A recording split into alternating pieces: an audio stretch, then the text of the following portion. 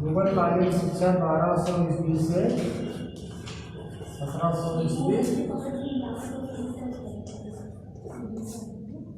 तक।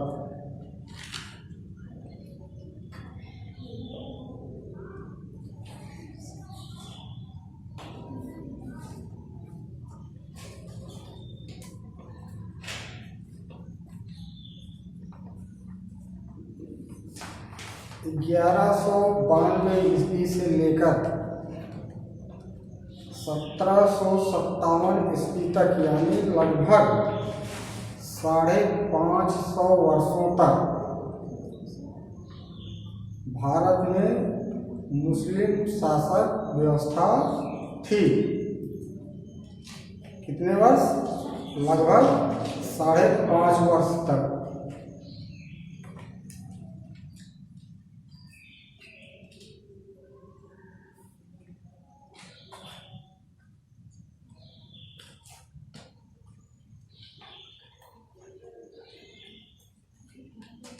जैसे पीछे हम पढ़ चुके हैं वैदिक कालीन शिक्षा, बौद्ध कालीन शिक्षा, फिर उसके बाद हमारा आ जाता है मुगल कालीन शिक्षा। सब धर्मों का अलग अलग अपना शिक्षा का विस्तार करते हैं। तो ये मुगल कालीन शिक्षा दोनों से भिन्न थी, वैदिक काल से भी और बौद्ध से भी। तो मुगल कालीन शिक्षा विदेशी शिक्षा। हमारे यहाँ जब मुगलों ने आक्रमण किया है तो सबसे पहले हमारे धर्म मतलब वो मुस्लिम धर्म का प्रचार करना हमारे यहाँ शुरू किए। मुस्लिम धर्म का प्रचार कैसे किए? केवल एक माध्यम था शिक्षा। शिक्षा के द्वारा वो मुस्लिम धर्म का प्रचार करना शुरू कर दिया। अगर जब वो शिक्षा के द्वारा मुस्लिम धर्म का जो स्थापना किए, जो शुरुआत किए, तो उससे जो हमारी वैदिक शिक्षा व्यवस्था थी, जो बौद्ध कालीन शिक्षा व्यवस्था से कुछ मिलती जुलती थी, लेकिन मुगल कालीन शिक्षा एक ब्राह्मणी शिक्षा से बिल्कुल भिन्न थी। मतलब उससे मेलजोल केवल नाम मात्र का था। नाम मात्र का कैसे था? जैसे मान लीजिए कि वैदिक कालीन शिक्षा में बच्चों को निःशुल्क शिक्षा दी जाती थी, तो इसमें भी निःशुल्क शिक्षा दी जाती थी, लेकिन वो शिक्षा आश्रम में होती थी या गुरु के घर में होती थी या एकांत स्थान पर शिक्षा दी जाती थी। मुस्लिम शिक्षा जो है वो मदरसों, मकतबों और मस्जिदों में दी जाती थी। अब इनका भी केवल एक ही आधार था कि अपने मुस्लिम धर्म का प्रचार करना। लिखिए, डॉक्टर F.E. केई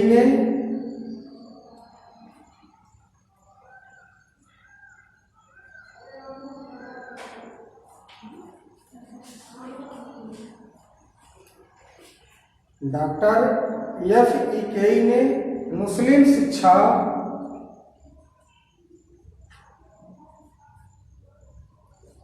एक विदेशी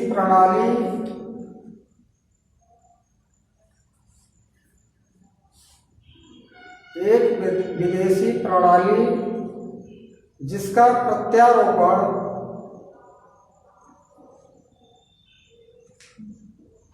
भारत में किया गया,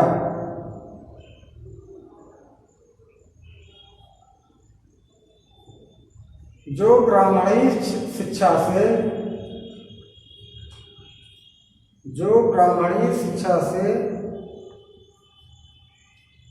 अति अल्प संबंध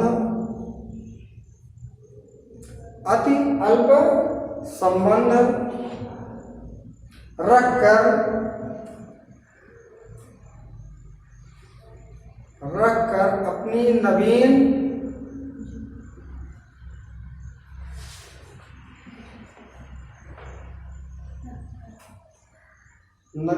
भूमि विकसित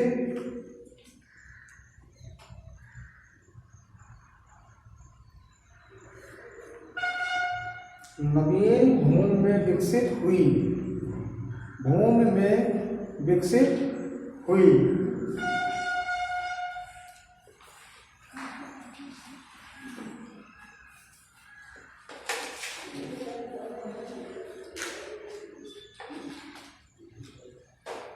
अब आगे है शिक्षा के उद्देश्य।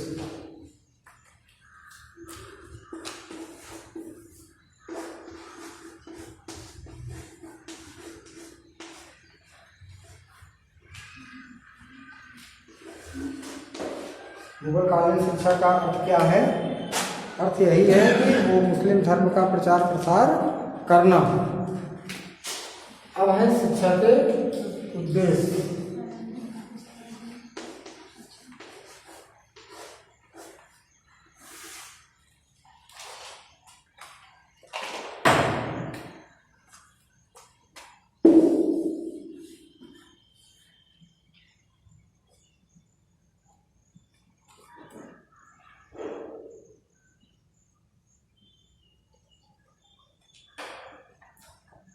शिक्षा का उद्देश्य जो निम्न प्रकार है, इसको लिख लेंगे। शिक्षा के उद्देश्य में आप लिखेंगे ज्ञान का प्रसार।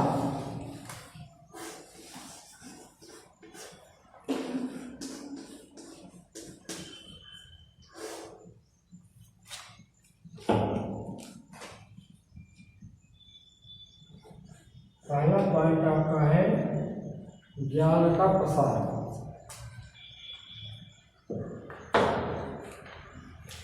इस्लाम धर्म का पहला उद्देश्य है ज्ञान का प्रसार करना। ज्ञान को जितनी अधिक से अधिक संख्या में उसका प्रचार प्रसार किया जा सके। तो इनका उद्देश्य क्या था? इनका उद्देश्य था सब में हम मुस्लिम धर्म का प्रचार करके पूरे भारत में इसका विस्तार कर दें। लेकिन इसके पहले जो बौद्ध शिक्षा और वैदिक शिक्षा थी उसमें क्या था? मुस्लिम इस्लाम धर्म जो सबको चरित्र निर्माण, नैतिकता पर बल, सहिष्णुता पर बल, ये सब इसमें भी है। लेकिन उससे भिन्न क्या है? ज्ञान का प्रसार कैसे करना है, किस प्रकार से करना है, तो वो उसका ठीक उल्टा मानते हैं। मुस्लिम धर्म वाले जैसे वैदिक कालीन शिक्षा में हम धर्म को प्रमुखता देते थे, हम भगवान को प्रमुखता देते थे, भगवान हैं। बौद्ध कालीन में क्या था? अरे भाई, जब हम शिक्षा की शुरुआत करते थे तो गायत्री मंत्र का उच्चारण करते थे ना। तो गायत्री मंत्र किसके लिए था? ब्राह्मणों के लिए था। जो शिक्षा ग्रहण करने के लिए गए हैं उनके लिए था। लेकिन इस्लाम धर्म, उसके पहले बौद्ध धर्म आया। बौद्ध धर्म में हमने क्या किया? बौद्धम शरणम गच्छामि, धम्मम शरणम गच्छामि ना, और बौद्धम शरणम गच्छामि, धम्मम शरणम गच्छामि, संघ शरणम गच्छामि। मतलब जो कुछ है वो संघ है, मठ है, और जो भिक्षु है वही सब कुछ है। लेकिन मुस्लिम धर्म के प्रचार करने वाले को हम क्या कहते हैं? गाजी कहते हैं। गाजी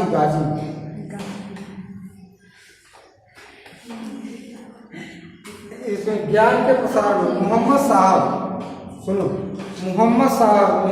साहब ने कहा ज्ञान अमृत है, ज्ञान अमृत है।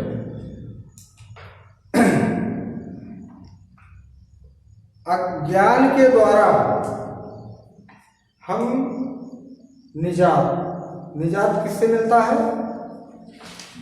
जो हमारी समस्या है, हमारी समस्या का निदान ज्ञान। अगर हमें कोई समस्या है, हम अज्ञानता के नाते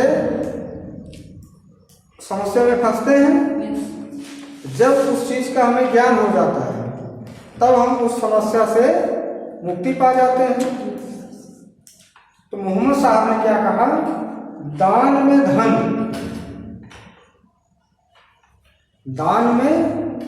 धन देने से अच्छा अपने बच्चों को शिक्षा देना सर्वश्रेष्ठ है।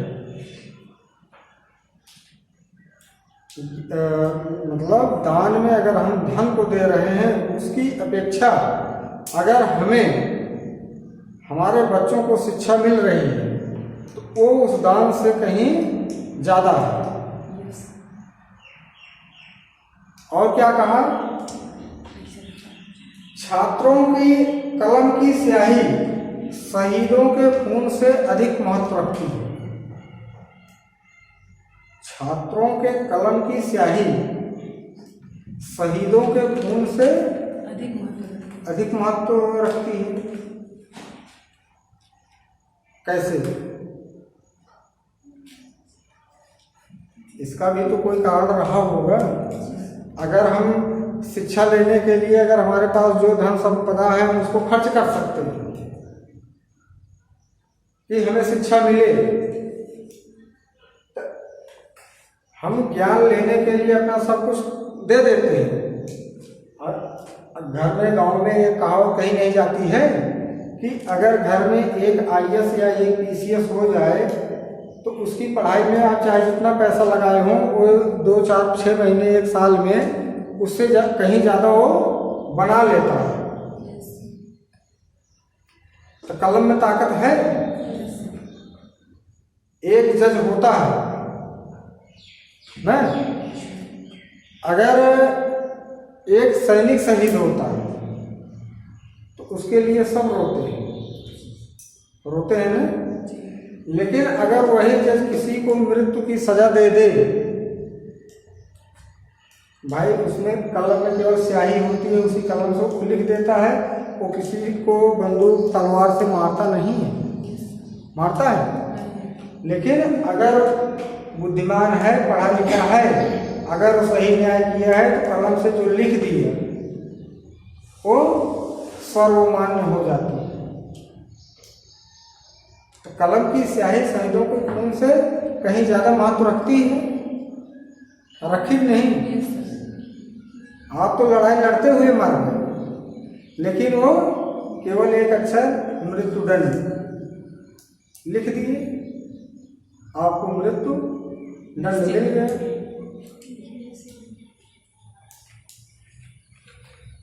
दूसरा है इस्लाम का प्रचार। दूसरा क्या है?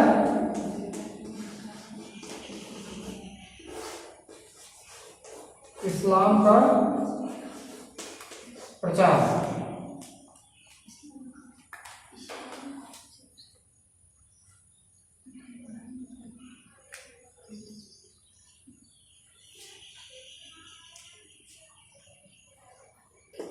मुस्लिम क्या चाहते थे? मुस्लिम अपने धर्म का प्रचार करना अपने को सबसे पवित्र मानते थे। मतलब हम अगर अपने धर्म का जितना प्रचार करेंगे, जितना प्रसार करेंगे, उतना हम पवित्र हैं। उनका धर्म उतना पवित्र है।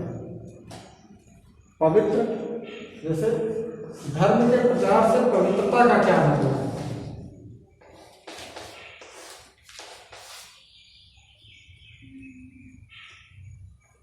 आप पहले हिंदू धर्म का प्रचार किए, फिर बौद्ध धर्म का प्रचार किए ना, लेकिन वो पवित्र किस लिए मानते थे? पवित्र इसलिए मानते थे कि हम बाहर से आकर के दूसरे के यहाँ पहुंच करके अपने धर्म की स्थापना करना हमारा पवित्र कर्तव्य है कि हम जो धर्म यहाँ नहीं माना जा रहा है हम उस धर्म को मनवाएंगे। उनका मतलब यही था कि हम अपने धर्म का प्रचार अपने देश के अलावा हम जिस देश में गए हैं वहाँ करेंगे। ठीक उसी प्रकार जैसे हम मान लीजिए अवधी वाले में हैं, हमारी भाषा अवधी है। अगर अवधि का प्रचार हमें करना है, हम जब दक्षिण भारत में चले जाते हैं, अलग राज्य में चले जाते हैं, हम अपनी भाषा का जब वहाँ प्रचार प्रसार करना शुरू करते हैं, उस समय ये लगता है कि हमारा धर्म सबसे ज़्यादा महत्वपूर्ण है। अगर आप वहाँ गए हैं, आप अकेले गए हैं, अगर आप अपने बोली भाषा वहाँ 1000 लोगों को सिखा दिए, वो 1000 लोग 1000 को और सिखा दें, तो आपके बोली भाषा का प्रचार वहाँ हुआ, तो वहाँ आपका महत्व बढ़ा कि नहीं? आप महत्वपूर्ण हुए हो। इस्लाम धर्म का प्रचार प्रसार करना वो अपना परम कर्तव्य मानते थे। जैसे वो लोग कहते थे काफिर, काफिर क्या?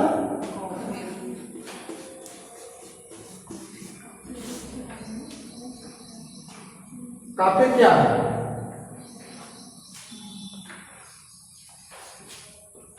काफिर वही है। ठीक उसी प्रकार से समझ लीजिए जैसे भारत और पाकिस्तान।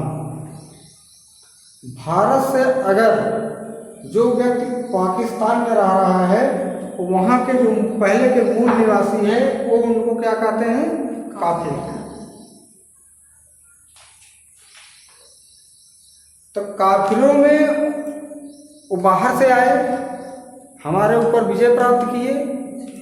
मुगल क्या किए? भारत पे बाहरी आक्रमण करके आए हैं ना। तो यहाँ के काफिरों को मुस्लिम धर्म अपनाने के लिए प्रेरित करना शुरू कर दिया। आज भी हम अपना धर्म परिवर्तन करते हैं।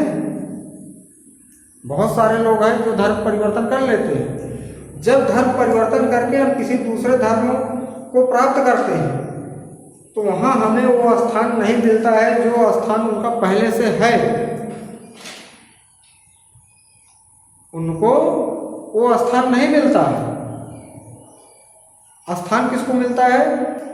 जो सर्वे सर्वा उस मठ को, मस्जिद का, मदरसा का, मकतब का होता है, वो उन्हीं का पहले का जो मुसलमान है उसी के पास रहता है।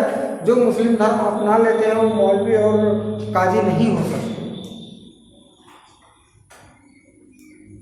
अगर उनको बना दें, हो सकता है कि आप जासूस हो, आप अंदर से अपने धर्म का प्रचार करना शुरू कर दें।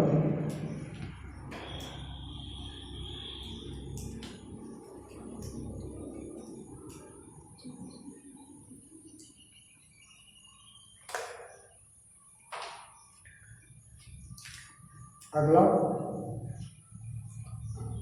मुस्लिम संस्कृति का प्रसार।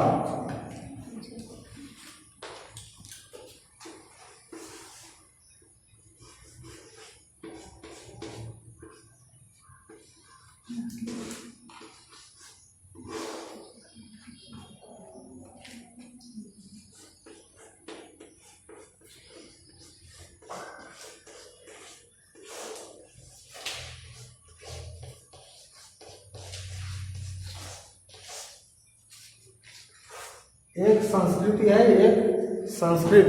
एक संस्कृत का मतलब होता है भाषा, एक संस्कृत का मतलब होता है सभ्यता। तो यहाँ सभ्यता से हमारा मतलब है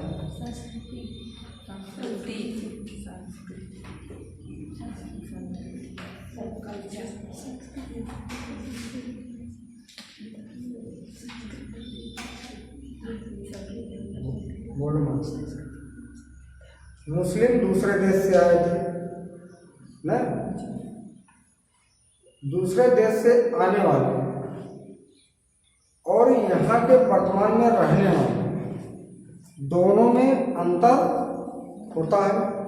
जैसे वो मुस्लिम हिंदुस्तान पे अपना आक्रमण करके तो यहाँ की जब सभ्यता को वो देखे तो उनकी सभ्यता और हिंदू की सभ्यता, हिंदुस्तान की सभ्यता दोनों अलग थी। दोनों में अंतर था। अंतर होगा कि नहीं? अंतर होगा।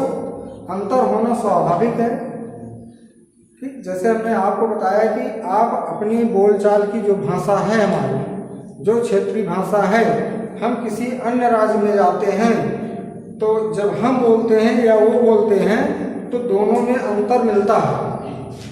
तो ठीक उसी प्रकार से जब मुस्लिम सभ्यता हमारे यहाँ आई, वो हिंदू की सभ्यता से बिल्कुल अलग थी, उसमें अंतर था। तो इनको तो अपनी सभ्यता का प्रचार करना था। तब इसने क्या किया, जो मतलब हिंदू संस्कृति थी, हिंदुस्तान की, भारत की जो सभ्यता थी, उसको दबाने के लिए ये अपनी मुस्लिम सभ्यता का प्रचार प्रसार करना शुरू कर दिया।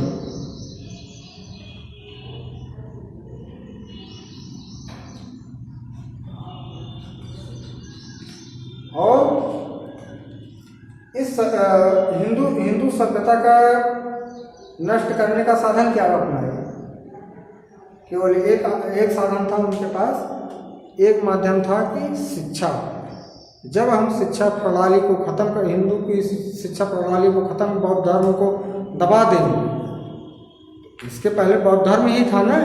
बौद्ध धर्म का जब हम अवहेलना करेंगे, हम अपने इस्लाम धर्म का प्रचार करना शुरू करेंगे, हम इस्लाम धर्म की स्थापना करेंगे। तो एक अच्छा साधन होता है जो है वो शिक्षा। शिक्षा के द्वारा हर व्यक्ति को बदला जा सकता है। जैसे मान लीजिए आप हिंदू हैं, कुछ मुसलमान हैं, जब हिंदू को कोई विद्यालय नहीं रहेगा, न मठ है, न आश्रम है, न कुछ है, तो आप पढ़ने के लिए जाएंगे क्या? नहीं जाएंगे। तो आपकी मजबूरी है। जैसे कोई भी शासक है जो नीति लागू करेगा, उस नीति को आप मानेंगे, उसी नीति के अनुसार आपको शिक्षा मिलेगी। तो जब इनका शासन हो गया तो आपको पढ़ना है, आप मदरसे में जाइए, मकतब में जाइए, मस्जिदों में जाइए, जहाँ शिक्षा के केंद्र हैं वहाँ आप जाइए। अगला,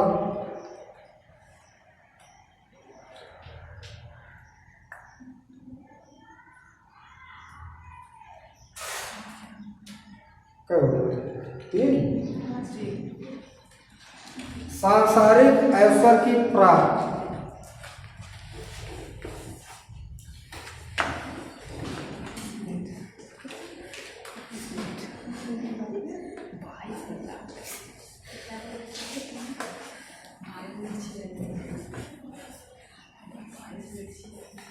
ऐश्वर्य सही है,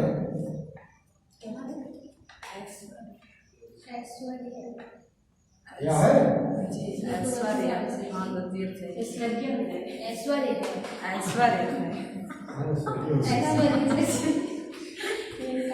सही है ना? बोलो मत बोलो।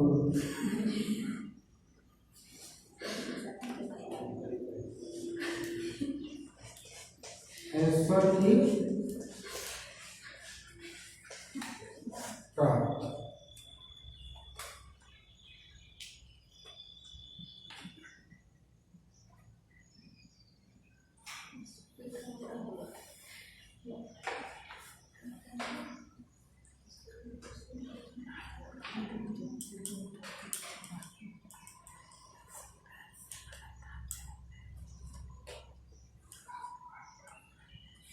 सांसारिक ऐश्वर्य की प्राप्ति।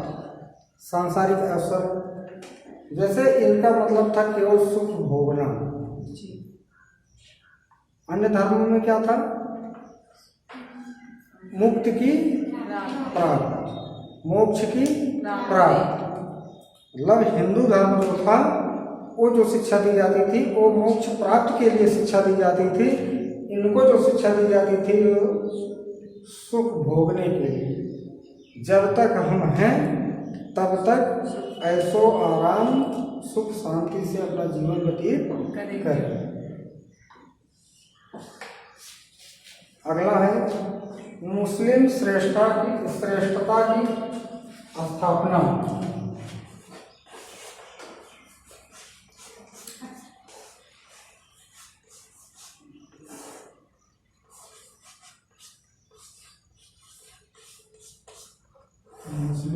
श्रेष्ठता की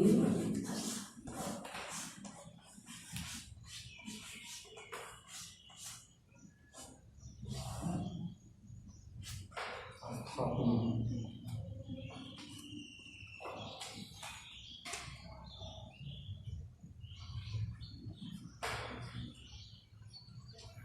मुस्लिम शिक्षा का उद्देश्य था हिंदुओं को